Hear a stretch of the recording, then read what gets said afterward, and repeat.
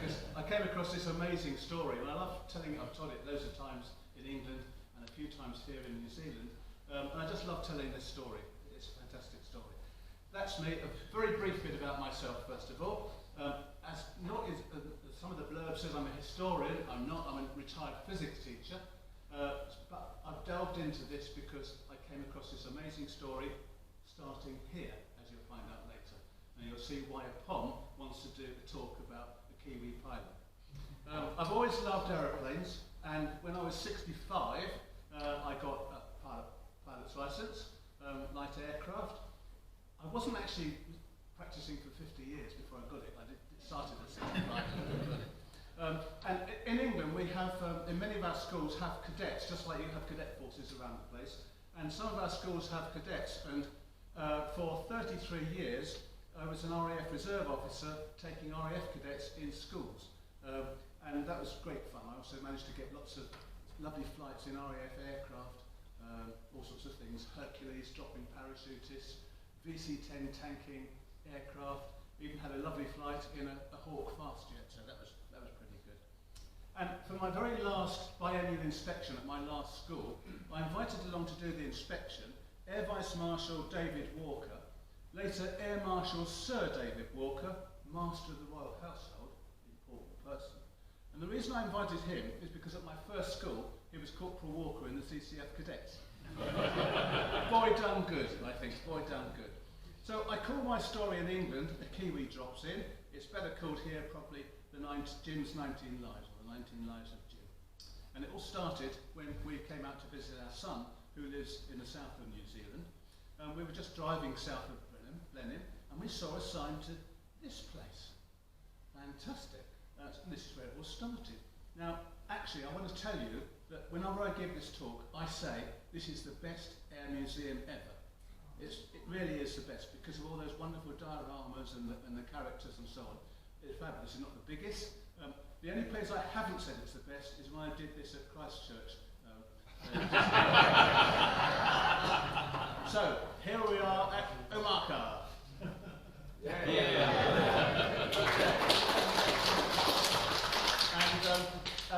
And I usually put a few pictures in England, but this one is quite nice with Keith Caldwell hanging off his World War I aeroplane. The only reason I put that one in is because we meet him later on during the story. But our story is about James Chilton Francis Hayter. And in the RAF they have nicknames usually, and his nickname was Spud.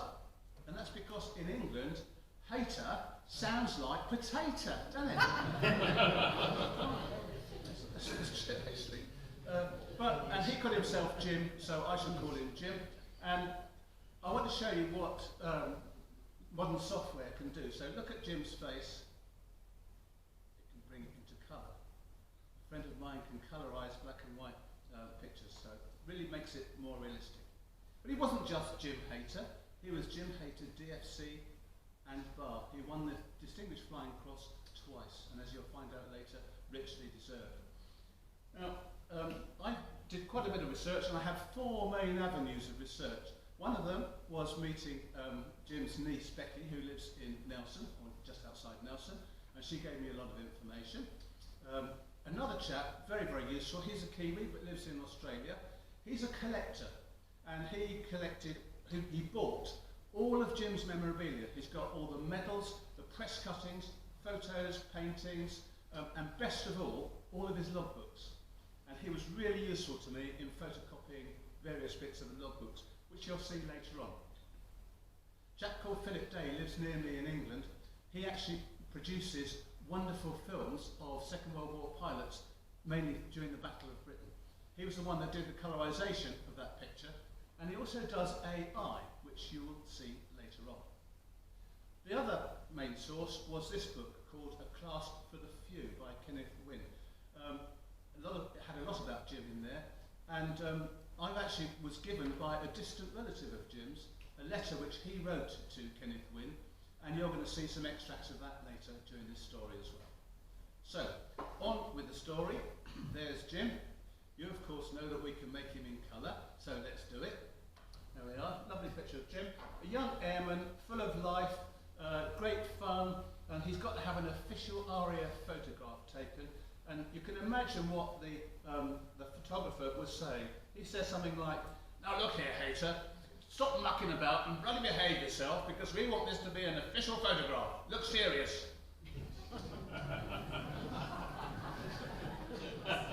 That's artificial intelligence did that. It's not a film. It's quite. Shall I do it again? It's quite astonishing watching what they can do. Good team. Serious stuff now. Serious stuff. Now, our Jim was born in Timaru. Now, I know you know where Timaru is. You don't need an arrow, but that's for the English people. So half of them don't even know where New Zealand is, but there we are. So the arrows are there. He was born in Timaru, and very shortly afterwards, his parents and everybody moved to Veal Island. They did take him with them, actually, and they had a farm there. And so he worked on the farm. And he was one of three brothers. He was the youngest brother of the three. And they worked on the farm, milking cows, herding sheep and cattle and so on. And that toughened them up quite a lot. And that toughness saved Jim's life later on, most definitely. Jim was a bit of a naughty boy. And from what I've heard from friends recently, he carried on being a naughty boy. But he was a bit of a naughty boy. And when he was 14, he borrowed his dad's motor launch and went from Greville to Havelock, which I reckon is about 50 kilometres, aged 14, on his own. Must have gone through French Pass, which could have been tricky, I don't know. When he got there was a policeman waiting for him, who probably clipped him round the ear. And my guess is that his dad was very cross with him, but probably also very proud that he could do that all on his own. There we are. And he was educated just up the road at, I put here, it's not here, just up the road at Nelson College. He wasn't a great academic, so they had nothing about him really. The only thing they had about him was he played fives and came second in a fives competition. Anyone here played fives? Yeah, it's the forerunner of squash, but played with a hard ball and gloves. Okay, so he was educated at Nelson College, and after that he went to work on the farm for his dad and his uncle, milking cows, and he was earning 2 shillings and 6pence a week, which translated in modern times is 30 cents. So he did that for a year, and after that he decided to go onto a bigger farm, someone else's farm, and earn a bit more money. And every now and then he had enough money to go and get flying lessons, which he got at a place called Blenheim, probably just out there. You know where it is, you didn't need the arrow, and you probably know where that place is as well, Wellington. Here's a picture of the boys at Wellington with Jim on the left, which of course you want in colour, don't you? Getting spoilt already. There we are. And that's Jim on the left-hand side there, standing in front of a tiger moth. And they had a bit of a joke afterwards.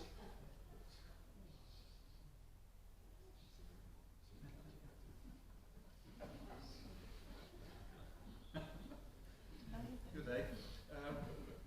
Right. Now, 1938-39, the war was looming, so he signed up to do a short service commission and went to Christchurch to do that, and he gained his wings in April 39. Now, he was one of many who came over to England to fight in the war, and when I was at Christchurch, we looked around the museum. It's interesting to see that in terms of numbers of personnel in the RAF, most numbers were, of course, UK, next were Polish, and third were New Zealand. So New Zealand did a fantastic contribution to the war effort, and in particular the Battle of Britain, which we fortunately won. If we hadn't, I'd be here speaking to you in German about it. So thank you, New Zealand, for those people who did that for us. So while we're down there, I did give this talk down there at the Air Force Museum, and it was nice to have stayed in the officers' mess, where probably Jim stayed as well. Probably had a pint or two there as well. It's called the Wigram Hotel now. Okay, so 2 weeks after gaining his wings, he was flying in a Vickers wildebeest. Now, I'm not an aviation expert like lots of you people, but I've never heard of this. I do like aeroplanes, but I've never heard of this. There it is, funny old thing. Apparently originally designed as a torpedo bomber. Well, he wasn't piloting this time, they're all doing training, He wasn't the pilot, he was the observer in the back. And they had to do low flying practice. And so they were doing low flying along a beach when the pilot ploughed it in, ripped off the undercarriage, ruined the propeller, and generally didn't do the plane much good. But they both survived the crash. And that's life number 1 of his 19. 1 month later, they were low flying over Lake Ellesmere. And again, he wasn't the pilot, he was in the back. They were flying low over the water. The plan was to fly low over the water and attack a target which was put there. You can guess what happened, can't you? They crashed, the pilot crashed it, and that was what, oops, where's it gone? That was what their aeroplane looked like afterwards. So that was life number 2. It could almost be 2 and 3 because they survived not only the crash, but also they didn't drown. So that was pretty lucky. Don't panic, don't panic. put it on video, then they can watch as well. You're off that plan. So, well, give him our regards, will you? So life number 2. Now, the official report said that the pilot turned towards the target into the sun, which disorientated him, and his wing touched the water, and they crushed. This is an extract from the letter which I told you about, which Jim wrote to the author, and I'll have to read it out to you. But it says this: he, that's the pilot, could give you a first-hand account of our crash at Lake Ellesmere when we were trying to shoot swans instead of target practice. Amazing. Interestingly enough, we also read at the Christchurch Museum that the wildebeest did actually have so many crashes and lots of people were killed in it. Originally, they trained the pilots like Jim up with the wildebeest and then sent them to England, but because there were so many wildebeest crashes, they stopped that and sent them to England directly to learn to fly over there. Right, so Jim has lost 2 wives so far, and he hasn't even gone off to war. But off to war he did go, and I'm not going to count this as a life, but that ship that he went on did later get torpedoed and sunk, but not whilst he was on it. So he is now seconded to the RAF, went to the main place, and then off to Hucknall, where he joined 98 Squadron, which flies the Fairy Battle Light Bomber. Now, the Fairy Battle was not a good aircraft. Someone knows a bit more about it than I do. It had the same engine as a Spitfire. It was much longer, much bigger wingspan. It had a crew of 3 instead of 1, and it carried bombs, so it's much, much heavier. So therefore, it wasn't very agile. And Jim's take on it was this: solid but clumsy, something of a flying brick. So anyway, now Jim is learning to pilot the battle, and on the 12th of November he was training as a pilot, and you guess what's coming? He crashed because he was doing low flying. What did he crash into? An air raid shelter. How low do you have to fly to crash into an air raid shelter? His logbook says this: own fault. The aircraft was completely written off, but he survived. Life number 3, and he hasn't gone into action yet. He's just been training.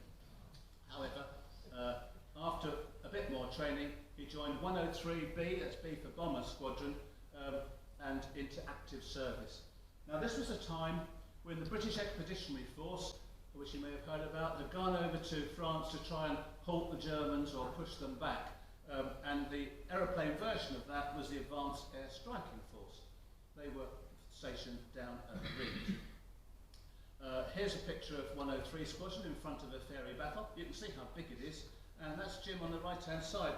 And when I first looked at this, I thought, well, he's ever so short.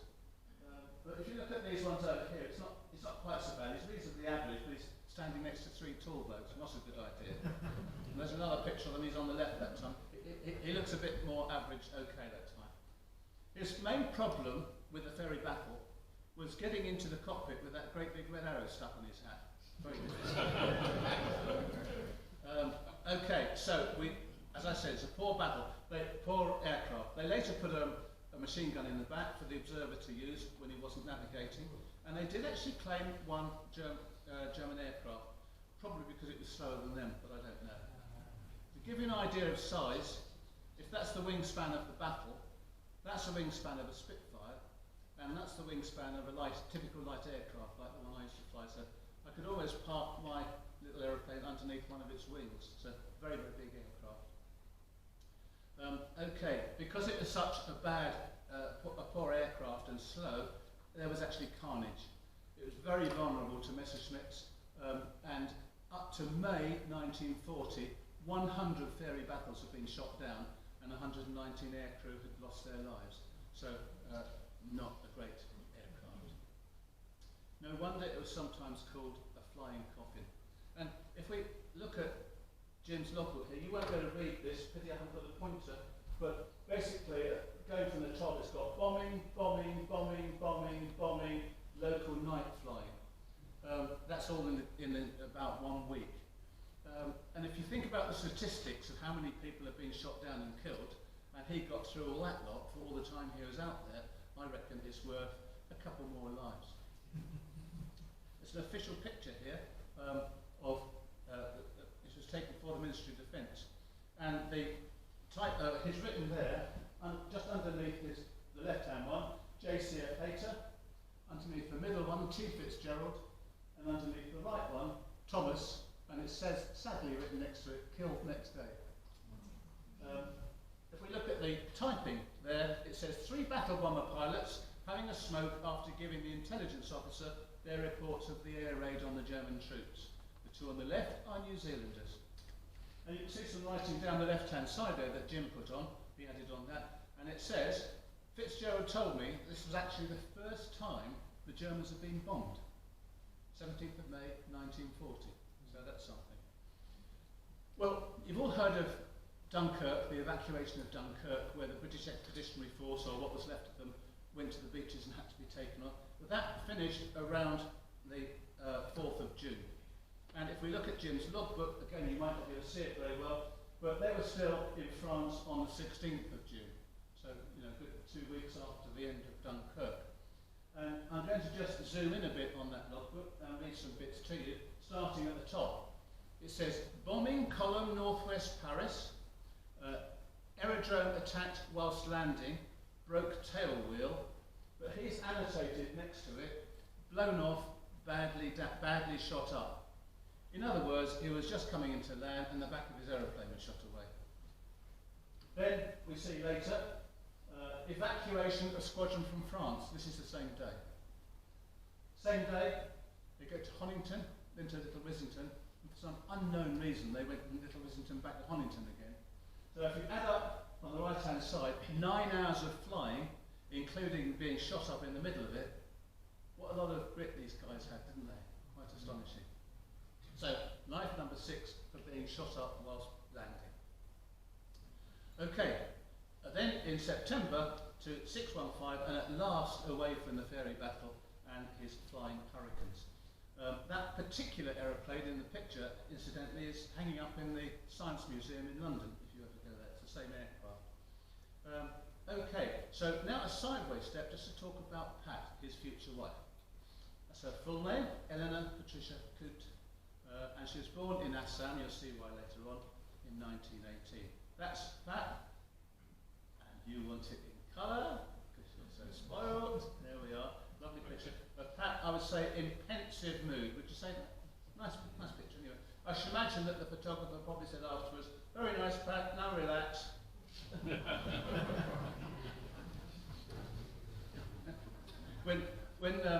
When Becky, the niece, saw all these AIs first of all, she said it's really spooky. Okay, Pat. Her father was a colonel in the Indian Army. That's how colonels spoke in those days, you know, especially in India. But she was educated at Nelson Girls' College at the same time that Jim was at Nelson Boys' College. So there's a good chance that they met and knew each other through some inter-college reaction, or maybe they lived near each other, not sure. But they were not linked romantically at that time. She later became a PE teacher, went over to England to stay with Auntie Emily and did some PE teaching then, and then she came back later to stay with father in India. And she had a boyfriend called Sam in India. Daddy didn't like Sam. Daddy didn't want her to marry Sam. So when the war came along, he said, you go back to New Zealand, where it's lovely and safe, or England. She chose England. And later in life, Becky said, why on earth did you choose England? And she said, I didn't want to miss out on the war. So she certainly didn't miss out. Apparently she was quite a lady and had a wonderful singing voice. And she sang in nightclubs in London. Apparently made a couple of records, which I couldn't trace down, unfortunately, but there we are. Met lots of servicemen, as you do. And apparently danced with Clark Gable, which not many girls could claim that in those days. And then she joined the Fannies. And I'm sure you know that the Fannies are the first aid nursing yeomanry, who unfortunately lost all their main records from the wartime. But they did have this card index.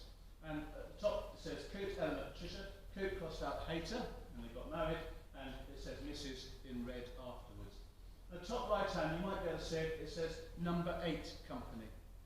Now, Number 8 Company was the 8th London Motor Company, and she drove ambulances for the ATS, the Auxiliary Territorial Service. As for where they met romantically, we don't know, neither does Becky. But it's probably on the Kiwi circuit. However, during the Battle of Britain, they did get engaged, 10th of September. Excuse me. Nothing like the gin and tonic halfway through the talk. So, engaged 10th of September, and 2 months later, they got married at Harrow on the Hill. Now, Harrow on the Hill is just to the east of London. It's part of London now, to the east of London. And that's a nice picture, which we'll put into colour. Just before you ask. Okay. And the reason she was at Harrow on the Hill is because Auntie Joyce lived there. Auntie Joyce was married to the housemaster of one of the Harrow houses, boarding houses. And of course, you want it to move a little bit, don't you? Just a little bit, just a sort of subtle bit really, just to bring the picture to life a little bit. Nice wedding photo, just made slightly more real.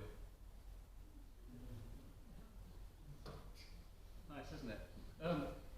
My friend Philip, when he did this, he liked what he'd done, but he then decided that he would get her to move over and just say something to her bridesmaid with the AI, and he got her to do that, but unfortunately left her hand on his sleeve. So he abandoned that. Okay, coming back now to September, moved to Kedley, and then, this is during the Battle of Britain, to Croydon, which is in the south of London. And just as they got there, Croydon was bombed. That's Croydon Airfield as it was then, and just as a matter of interest, Croydon was the first London airport, long before Heathrow and everything. It's also where the phrase Mayday came from, and also where air traffic control started. So it's quite a nice place. Anyway, the story of the bombing was that 24 Junkers 88 set out to bomb our airfield. They dropped a few bombs, but none of them got home back to Germany to talk about it. There's the crew, and that's Jim there. Let's have a bigger. That's the main building at Croydon Airfield, which of course was a rather lovely building for the airliners pre-war. And that's a nice colour picture of the guys there. Sorry it doesn't move, folks. And Jim's there with the sort of fourth from the left, looking very dapper with a scarf around his neck, wearing his number ones. So probably he was officer of the day then, because all the others seem to be in flying gear. And then, we've got a couple of and thens. That means something important's coming up. Now this is the southeast of England, for those who don't know. If we could go a little bit further up, we would see where London is, and Dover is the bottom right-hand side. So France is over there, and this is mainly where the Battle of Britain was held, for the Germans coming in and being intercepted by the Spitfires and the Hurricanes. Okay, and just have a look at these three towns. We've got Maidstone, Staplehurst, and Cranbrook, all more or less in a north-south line. Come back to those in just a little while. Now, Jim's squadron was over there, exactly overhead that lot, and they were having a dogfight with 109s.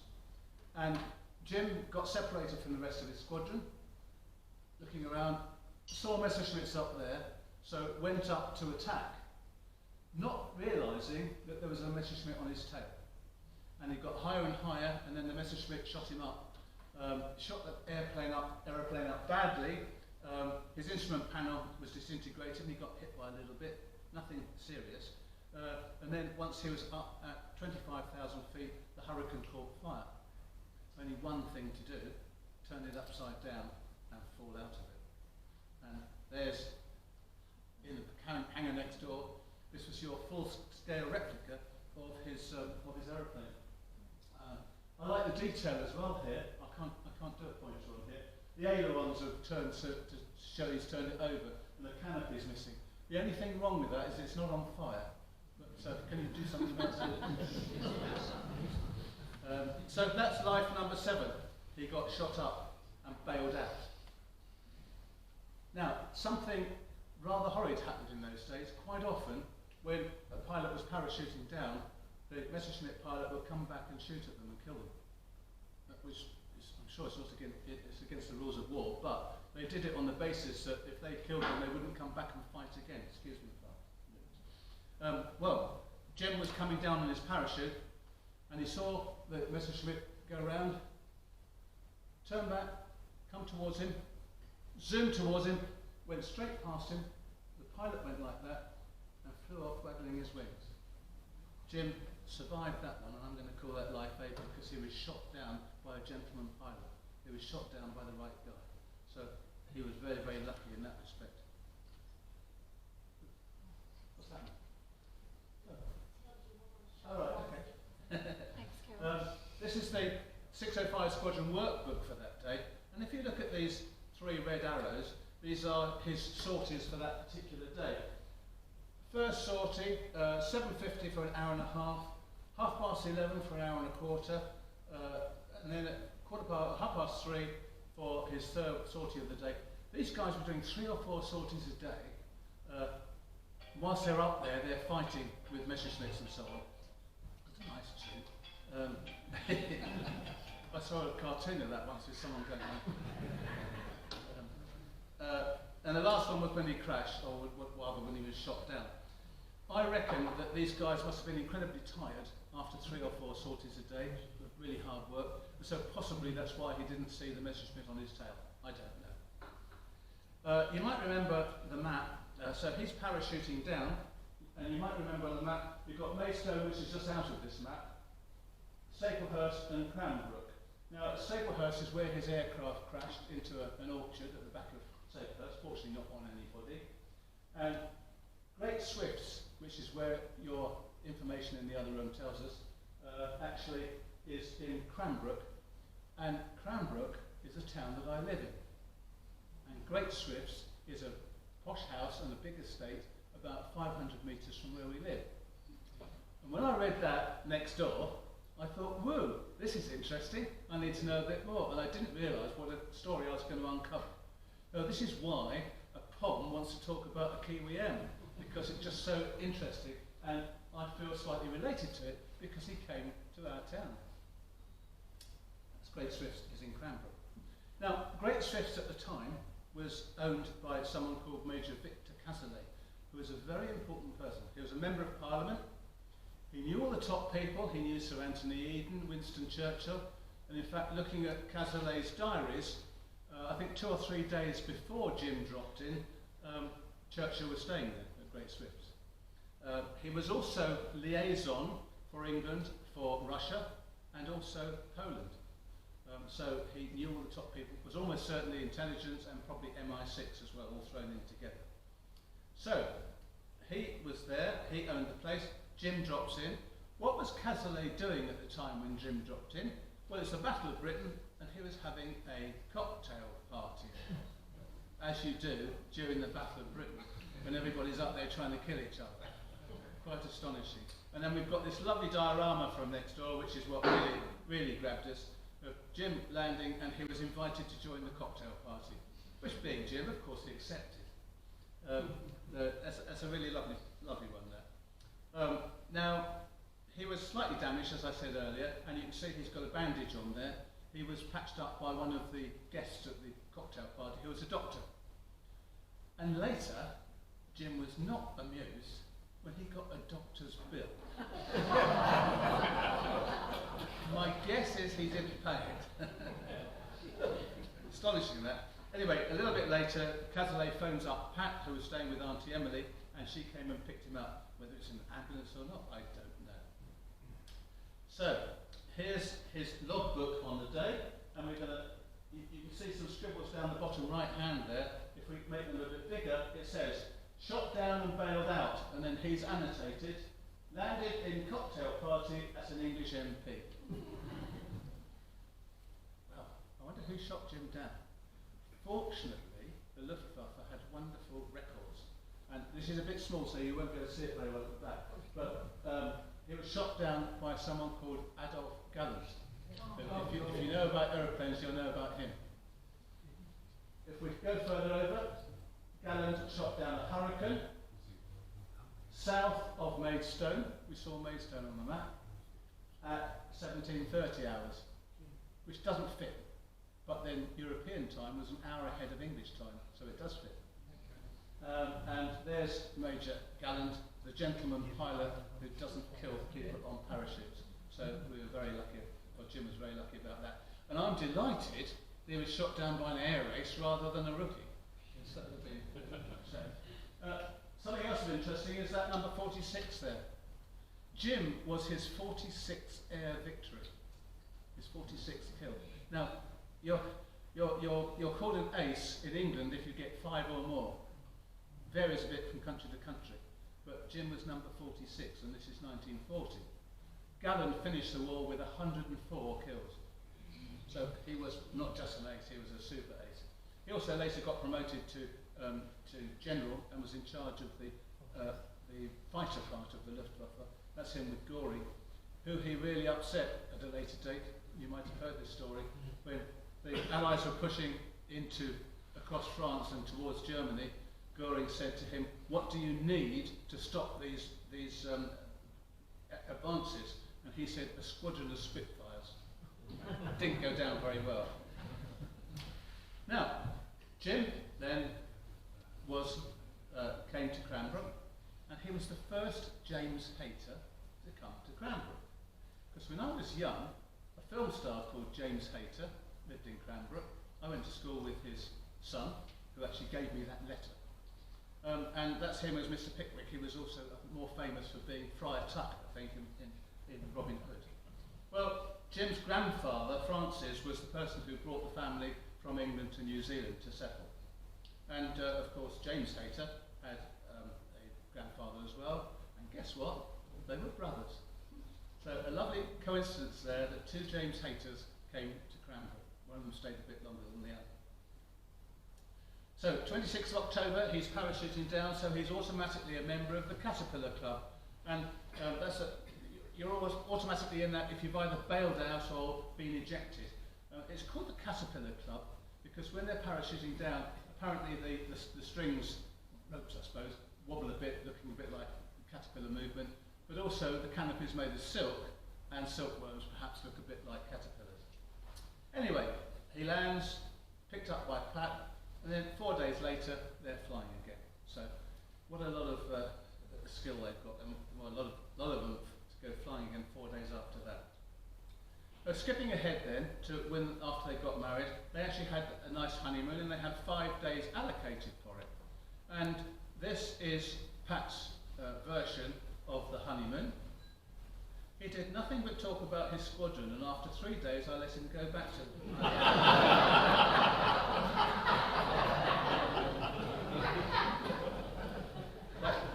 I actually gave this talk to 605 Squadron at RAF Cosford about 2 months ago, and I said, look, there's your crest, and it says Nunquam Dormio, which means I don't sleep.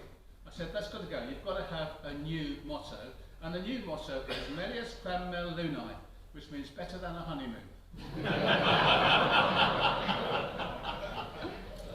So now 605 Squadron, they're doing escorting bombers and so on, and he'd been at the front line for a long, long time, so the RAF take him out of the front line and puts him instructing on Harvards.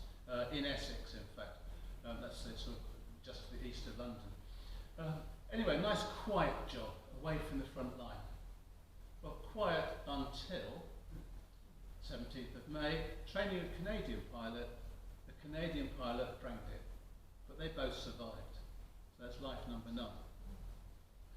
2 days later, same pilot crashed again. Both survived. Jim's report was, he is a poor pilot. That was life number 10. The pilot did eventually pass, and as predicted, and rather sadly, he got shot down and killed not long afterwards. But what a shame. Anyway, then on to 611 Squadron, where they converted to Spitfires. And the Spitfires were, again, escorting bombers over to France and doing ground attacks after the bombers had dropped their bombs. And on July the 10th, he destroyed a Messerschmitt 109, and then shortly afterwards, his aircraft was damaged by ground fire. And he realised he had to get home. And so he made for the channel and, quote, went over the channel, well, not quite quote, but nearly quote, with leaking fuel tanks. He got to the South End area in Essex, where he had to make a crash landing. Unfortunately, the field he landed in was full of anti-invasion obstacles, and the official report said that the aircraft was shredded, but Jim survived. Life number 11. Astonishing, isn't it? On the 3rd of September, he was promoted and was awarded the DFC. And I think we all agree that he deserved it, don't we? After that lot. Quite astonishing. 601 Squadron went up to Scotland, RAF Dren, for arrest and recuperation. That's them in front of a Spitfire. We think that's Jim on the right, but not absolutely certain. And in 1942, there was a near calamity. Now, the officer commanding RAF Dren was someone you might have heard of, Group Captain Peter Townsend. He was a bit of a stickler, like things to be right, and he also had a very much treasured rose garden. Now, I'm going to read another extract from Jim's letter now. February 42, drove car into Peter Townsend Rose Garden, posted to the Middle East.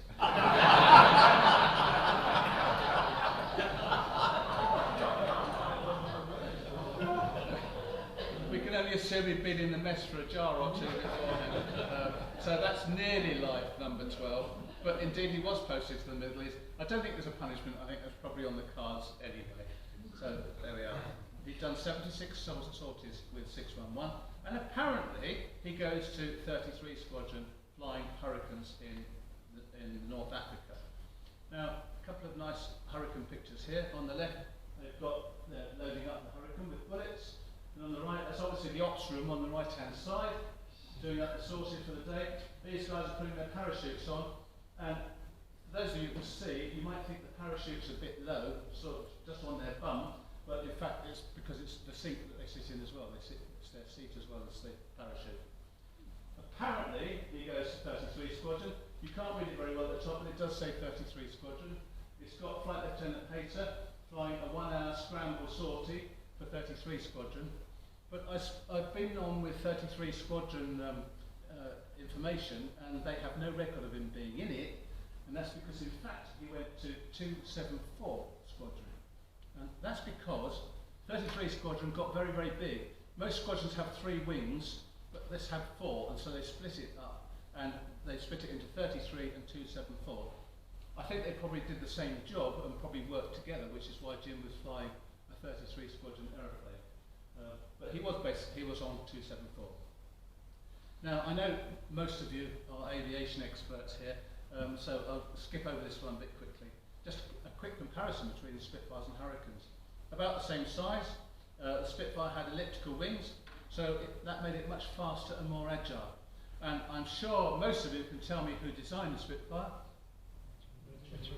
Mitchell, R.J. Mitchell, who sadly died in 1937, so couldn't see what the Spitfire did during the war. And I assumed that because he designed it, he also designed the elliptical wings, but he didn't. The elliptical wings were designed by a German, Ludwig Brandt, in 1918. Now, let's have a look at those lovely wings of the Spitfire. Let's look at the elliptical shape of them and the tailplane at the back. Lovely shape. Here's a German aircraft, 1925. Look at the wings and the tailplane. There's a hindcaul in the 30s. Look at the wings, look at the tailplane. So I think Mitchell saw that this was actually a good idea and nicked it from the Germans. Fortunately, the Messerschmitts didn't. So that might have been a different story. Anyway, Hurricanes were credited with more kills in the Battle of Britain than Spitfires, but that's because there were more of them over that time. And originally they had 8 machine guns. And something I was absolutely astonished to find out when I was doing this research was that if you go up in your Spitfire or Hurricane and fire your guns, but keep your finger on the trigger, you've only got 15 seconds worth of firing before you're out of ammunition. 15 seconds. So when you see war films of them going blah, blah, blah, blah, blah, all over the place, it wasn't that. They had to just do 1 or 2 second bursts. Otherwise, you're out of ammunition and you're totally useless. So that was really quite astonishing. Right, so 274 Squadron, they converted the Hurricanes to carry bombs. They called them the Hurry Bomber. And again, something I didn't know. I've heard of the Battle of El Alamein, but I didn't know that there were 2 battles of El Alamein. And in the first one, Rommel more or less won and pushed the Allies back. So what happened then is that the squadron had to drop back and get out of the way as well because Rommel's troops were advancing. And on the 10th of June, he was OC of the squadron, and so most of the aircraft had gone off, and he was soon to get into his Hurricane, which was sitting just outside. And as he was there, not actually at the Hurricane, his Hurricane received a direct hit with a bomb. And had he been there a bit earlier, he'd have gone up with it. So I reckon that's another life to add there. There was only one way out of the airfield now, and that was in an ancient Vickers Vincent, which to me looks pretty much like a wildebeest. And my guess is that it's got just 1 or 2 upgrades. You guys at the back will probably know. 1 or 2 upgrades, give it a different name because wildebeest was a bad name. They kept crashing. But anyway, he got in the front. There was a sergeant there who jumped in the back, and they, quote, limped off over the dunes until, quote, it gave up the ghost. So there they are, stuck in the sand dunes in North Africa. Fortunately, they're rescued by soldiers from the Indian Division. But they could have stayed out there and cooked.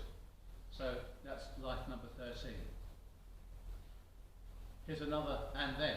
And then, now this is a story that sounds like it's made up. It's the sort of story that you see in boys' comics, boys' war comics. Okay, so here we are, 17th of June 1942, and Jim's squadron are having a dogfight with an Italian squadron. And Jim's in a fight with this Italian air Macchi, and the air Macchi gets the better of him and shoots him down, and Jim has to go down to make a forced landing. The Italian pilot shoots past him, goes in front of him, so Jim shoots him down as well. They both made a crash landing behind Australian lines and both survived. When the Italian pilot got out of his aircraft, he produced a bottle of whiskey, and the 2 pilots shared it that evening. So that's life number 14, either for being shot down again or for drinking half a bottle of whiskey and surviving there. So he's now acting squadron leader and is OC of 274 Squadron, and he claims a couple more kills. And after having been in the front line for a very long time, he is sent off to be an instructor for quite a long time away from all the shooting and everything. So quite a long time. So now he's actually promoted, and he becomes officer commanding number 74 Squadron, which is what's called a Tiger Squadron. Every country, I think, has a Tiger, well, most countries have a Tiger Squadron, doesn't matter. So they're in Egypt and they're flying Spitfires, and there's a couple of nice pictures here from there. Now that's Jim on the left hand side, the chap in the middle is a squadron leader, the chap on the right is the wing commander, and my guess is, and I think this is right, that this is probably when Jim was taking command of the squadron from the chap in the middle, taking over, and the wing commander was there seeing it through. Because on the right hand side, if you look at the aeroplanes, they're parked in the same place. That's Jim standing in front of his pilots. So that's almost certainly him taking the squadron over as OC. Then there was another crash that I don't know much about this, and I've got some a picture to show you, which I only got 3 days ago. So this is also stock press. 4th of May 1943, Jim was flying It says a DC-3, just like the one parked out there. The pilot didn't know his name, he just put Yankee.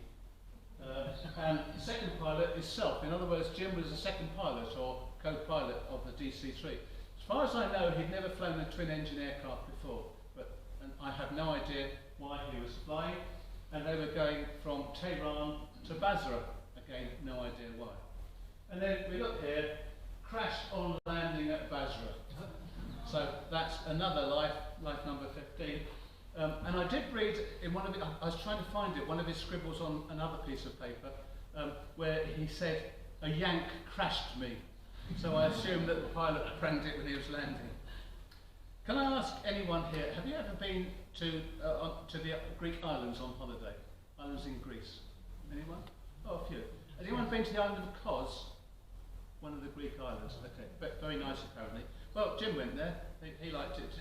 Actually, he didn't. He went on the 29th of September and he took his squadron to the island of Kos, which is quite near to Turkey. Turkey is the one on the right-hand side there.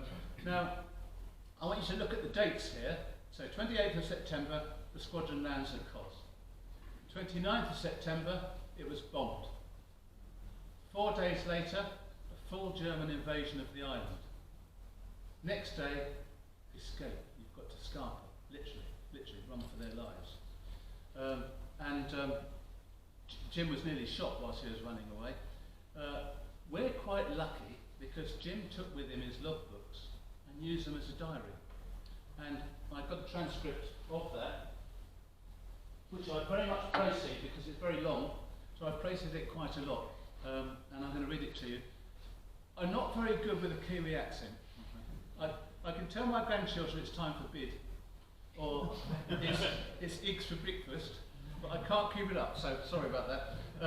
Now, there also, I should warn you that there are some rude words in here. Now, they might not be ones that you haven't heard before, but I'm not going to censor them because they're Jim's own words. And remember, he's actually trying to survive, not be killed by Germans. So, here we go.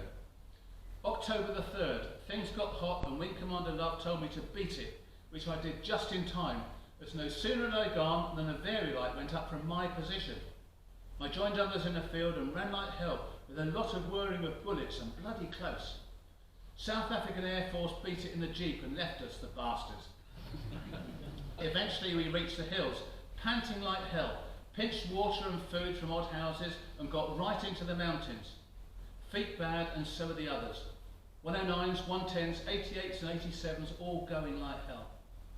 Today we must have walked 20 miles but couldn't get into Kos as it was surrounded, so we went back to the mountains to sleep.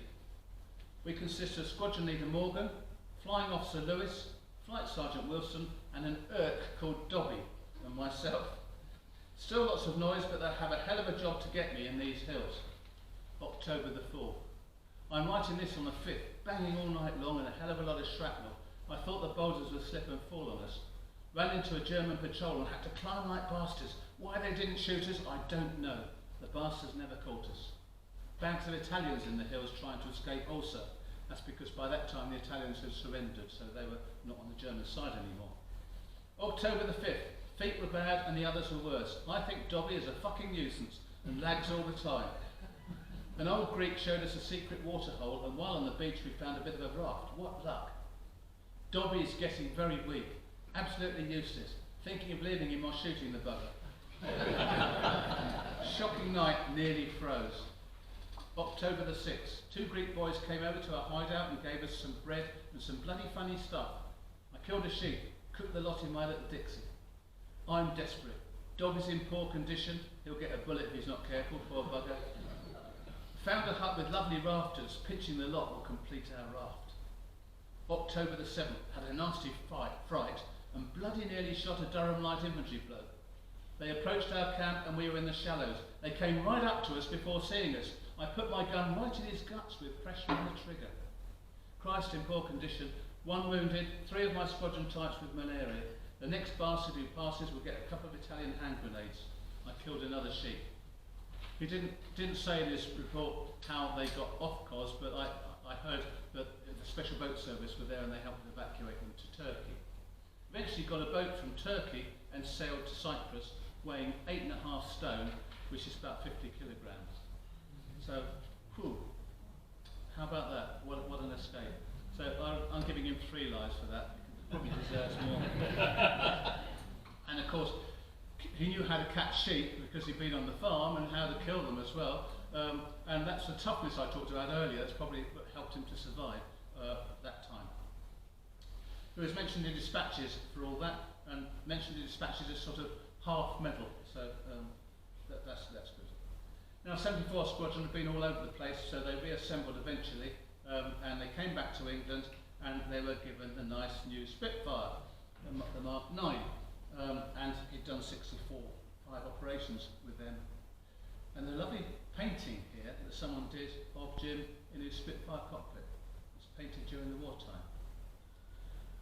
Then in May and June they were on anti-V1, they were called Doodlebugs. These were flying bombs, V for Vengeance, Vengeance bomb number 1. They were launched in France. They didn't have a pilot, of course. It was just a bomb with a ramjet engine on the back, which was aimed at London and designed exactly so that they'd run out of fuel over London and just plonk down and explode. So fighter pilots had to try and intercept them. Now, shooting one down was very, very difficult because they are a bomb. And if you're a bit too close or in the wrong place, you go up with it. Eventually, the father of a guy I spoke to when I was giving this talk at Christchurch, he said his father invented the system that they used later. When they had the fast Spitfires like these, they could catch up with these V1s, and so they flew alongside them because they were just controlled with a gyroscope, and then they would put their wing underneath the other wing and roll it over so that the V1 did that, which put the gyroscope up, and it went down and crashed instead of going off to London. But that was pretty dodgy as well. Anyway, Jim did destroy 2 V1s. And later then off to another place, Tangmere, and they're doing lots of escort duties, because now the Allies are pushing back across Europe towards Germany. Then here's another nice, interesting coincidence. Because they've been pushed back, that means that the squadron could go into France and base at France instead of basing in England. And he took 17 aircraft to Somerville. Now, here's the coincidence. Jim is a Kiwi, he's officer commanding number 74 Squadron, and he takes his squadron to France. Do you remember Keith Caldwell hanging on the edge of his aeroplane next door? He was a Kiwi, he was officer commanding number 74 Squadron, and he took his squadron to France. That's quite an interesting link between someone in there and someone in there. A nice link. Right, so again, more escorting and ground attacks, and eventually his first trip over Germany was in 21st of November. But then later they recalled to Antwerp, then back to England, but the war is going very well these days, and he left 74 Squadron, so 21 months in charge of the squadron, that's pretty good. And he was sent off to be an instructor at Flight Leader School, and then in 1945, 26th of January, he received the Distinguished Flying Cross once again. So fantastic. So he left the Air Force in 45, and they came back. That's him and Pat in 1956. He's became president of Tarka. I always used to say Takaka, but it's Tarkaka, isn't it? Yeah. Right, Tarkaka Aero Club. And then in 57, Peter Townsend came over and they hosted him, and they probably had a good old laugh about rose gardens.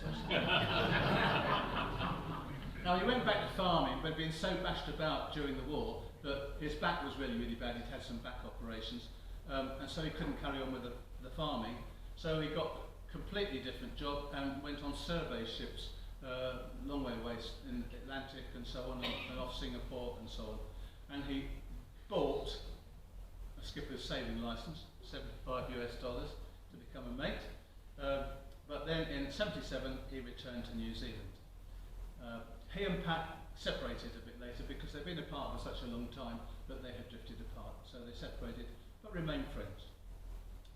Now, in the 60s, Jim was a ranger at the National Park, the Tasman National Park. And if you lot have been concentrating, as I'm sure you have, you'll realise he's only had 18 lives so far. He hasn't finished yet, you see. So he was a ranger, and he was out in the bay in the Ranger's launch and the petrol engine caught fire, which caught fire to the rest of the boat, which apparently eventually burned down to the waterline. So he had to jump into the water and swim for his life to shore. And when I gave this in Takaka the other day, several people knew him, and a lady came up to me. Her husband was his best mate, and they actually got to him on the beach when he came back, and he was nearly dead. He was absolutely freezing cold. So they took him back to their house and put him in a hot bath to actually warm him up again and bring him back to life. So that was life number 19. He sold most of the farm and made a camping site, and then he had a scrap with the law. Now, the police found some cannabis growing on his site. Jim says he didn't even know what cannabis was, doesn't know who planted it. It must have been the campers that planted it. So anyway, they did actually prosecute him, and they won, and he was fined $500. And I'm going to read you a bit, that last page of his letter that I told you about. Returned to New Zealand about 1973 and developed the odd bit of land. Around 77, the New Zealand police found some cannabis on my property and lied like hell to get a conviction. I was put in jail several times. If one's not a criminal when you go in, you're one when you come out. For the last 3 years, I've run a camping ground, which I've now sold. I now have just 11 acres of fertile land, which I would like to turn into a rehabilitation centre for wayward policemen.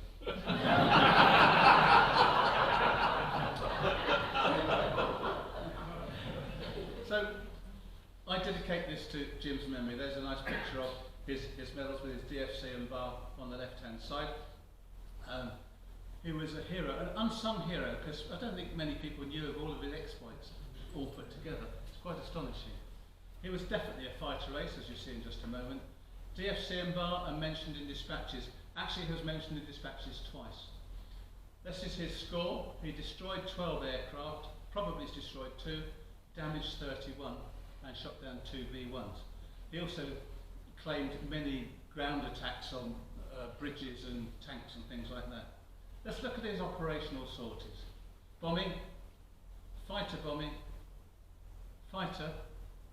altogether 535 operational sorties, way over 1,000 flying hours, and at the end of the war, he was aged 28. Astonishing, isn't it? Nice picture of Jim there, and here's a nice picture of him in his retirement home, holding one of his 2 cherished possessions.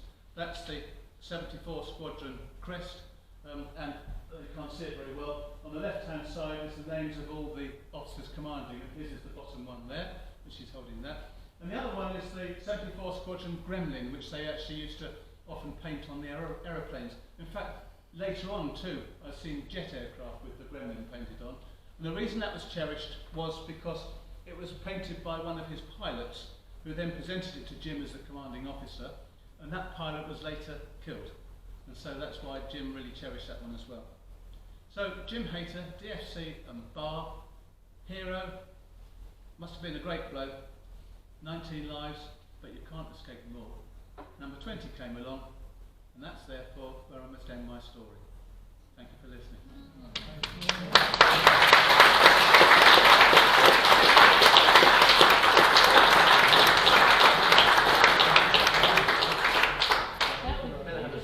I think you better have a swig. Well, that was just bloody marvellous. I'm sure you'll all agree with it. It was a great tale. The one thing I'm really happy about, I only got fined $200.